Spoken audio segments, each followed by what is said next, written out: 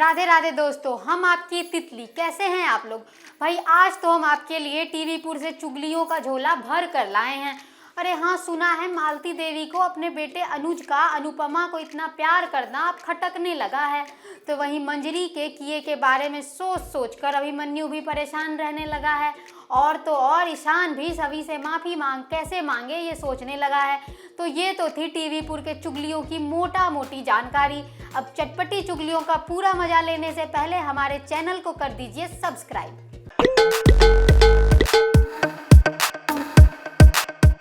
तो चलिए शुरू करते हैं जगत दुलारी सारी माओं की फेवरेट अनुपमा के घर से।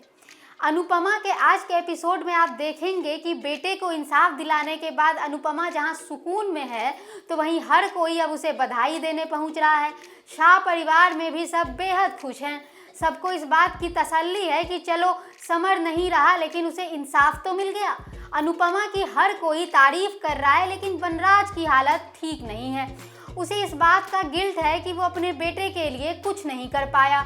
हालांकि अनुपमा ने अपने बेटे को इंसाफ दिलवाया, इस बात से वो बेहद खुश है, लेकिन उसे ये बात खाए जा रही है कि समर के बिना अब वो पूरी ज़िंदगी कैसे गुजारेगा, जिस कारण उसकी मेंटल स्टेट अभी भी सही नहीं है और सभी घर वाले वनराज को लेकर परेशान हैं।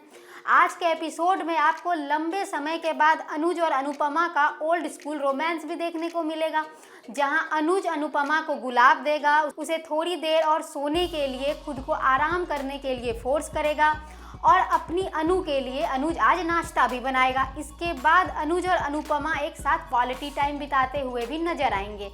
अनुपमा के लिए अनुज का इतना प्यार देखकर अगर कोई खुश नहीं है तो वो है मालती देवी। मालती देवी को अनुपमा का शाह परिवार से अब तक रिश्ता रखना भी खटक रहा है। उसे लग रहा है कि शाह परिवार से अभी तक जुड़े होने के कारण अनुपमा अनुज से पूरी तरह नहीं जुड़ पाई है और वो एक अच्छी पत्नी नहीं है। मालती देवी अपने मन में ठानती है कि वो अपने बेटे, पोती और इस घर का ध्यान खुद रख लेंगी। इसके बाद वो अनुज से कहती हुई नजर आती है कि अनुपमा वनराज के मेंटल हेल्थ की इतनी चिंता क्यों कर रही है, वो तो उसका एक्स हस्बैंड है ना। इस पर अनुज उसे मुंह तोड़ जवाब देता है और कहता है कि इंसान तो है, अनुपमा और वनराज के एक साथ में 3 बच्चे हैं, एक कॉमन पास्ट है। अगर मेरी अनु अपने सारे रिश्तों को एक साथ लेकर चलना चाहती है तो मुझे इससे कोई प्रॉब्लम नहीं है और किसी और को भी नहीं होनी चाहिए।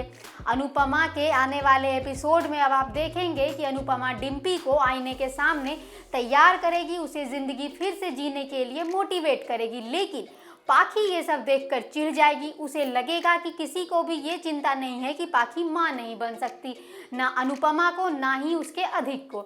उधर मालती देवी, जिसे ये लगने लगा है कि अनुज ना तो अनुज कपारिया द बिजनेसमैन है, ना ही उसका बेटा, वो तो सिर्फ अनुपमा का पति होकर रह गया है। इस वजह से अब वो अनुपमा की ज़िंदगी में जहर घोलने के लिए उसकी बेटी पाखी को बनाएगी निशाना। वहीं अक्षरा के घर में भी चल रहा है मस्ती मजाक का ताना बाना। ये रिश्ता क्या कहलाता है कि आज के एपिसोड में आप देखेंगे कि अभिमन्यु का ध्यान मंजरी वाले वाक्य से भटकाने के लिए अक्षरा समेत पूरा गोइंका परिवार ड्रमसराज खेलता है, लेकिन अभिमन्यु का ध्यान अभी भी उसी वाक्य पर अटका हुआ है, वो इंजॉय भी नहीं कर पा रहा है। इसके बाद अभिमन्यु अक्षरा समेत बाकी घर वालों से कहता है कि वो ठीक नहीं है। इसके बाद अभिमन्यु अपने बचपन में अपने पिता से उसके डर के बारे में बात करता है और कहता है कि वो सेम वैसा ही अभी महसूस कर रहा है। जिसके बाद आरोही मेंटल हेल्थ और डिप्रेशन को लेकर खुलकर बात करती है। इसके बाद सभी परिवार वाले मानसिक शांति के लिए मेडिटेशन सेंटर चले जाते हैं। आज के एपिसोड में आपको मेडिटेशन सेंटर में गोइंका परिवार की हल्की फुल्की कॉमेडी देखने को मिलेगी। हालांकि अभिमन्यु अभी भी अपनी मां मंजरी का किया भूल नहीं पा रहा है और बार बार उसके दिमाग में वही बात आ रही है। दूसरी तरफ मंजरी को अभिमन्यु पर झूठा केस लगाकर जेल भेजने का गिल्ट हो रहा है। उसका बेटा उससे दूर हो गया है, ये बात मंजरी बर्दाश्त नहीं कर पा रही है। शेफाली भी अब मंजरी को 2 टूक सुनाती है और कहती है कि इस घर में जो कुछ भी गलत हो रहा है वो सब आपकी वजह से हो रहा है। इसके बाद मंजरी को भी अपनी गलती का एहसास होता है। उसे लगता है कि उसे अभिमन्यु से अपनी हर गलती की माफ़ी मांगनी चाहिए। इसके बाद वो अभिमन्यु को फ़ोन तो करती है, लेकिन मेडिटेशन सेंटर में होने के कारण उसका बेटा उसका फ़ोन नहीं उठा पाता है। इसके बाद मंजरी गोइंका हाउस पहुंचती है, जहां उसे पता चलता है कि अभिमन्यु परिवार के साथ ट्रिप पर गया है। इसे सुनकर मंजरी के चेहरे का रंग उड़ जाता है। शो के आगे आने वाले एपिसोड में आप देखेंगे कि शिबू अपने जन्मदिन के लिए अभिमन्यु को बिरला हाउस बुलाएगा, तो दूसरी तरफ गोइंका हाउस में आधी रात को कुछ गुंडे घुस आएंगे जो अक्षरा और आरोही पर चाकू तान देंगे। अब अक्षरा और आरोही इस नई मुसीबत का कैसे सामना करेंगी ये तो आने वाले एपिसोड में ही पता चलेगा। मुसीबत तो खैर ईशान के घर में भी दस्तक दे चुकी है सैम पाटिल के रूप में।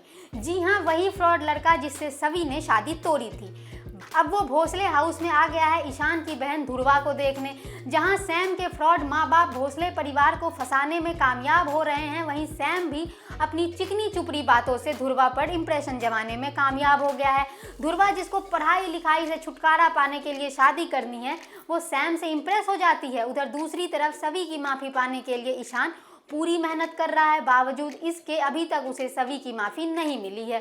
आने वाले एपिसोड में आप देखेंगे कि भोसले कॉलेज में कुकिंग कंपटीशन होगा, जिसमें ईशान और सवी एक टीम में होंगे।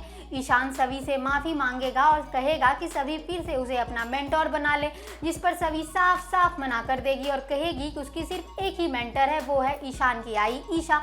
अब इसके बाद सवी और ईशान का रिश्ता क्या मोड़ लेता है, ये देखने लायक होगा। फिलहाल आज के वीडियो में बस इतना ही। अगर वीडियो पसंद आया है तो इसे लाइक करें, कमेंट करें और शेयर करें। अब हो गया है तितली के जाने का समय। कल मिलते हैं टीवी पुर की और चटपटी चुगलियों के साथ। तब तक के लिए राधे राधे।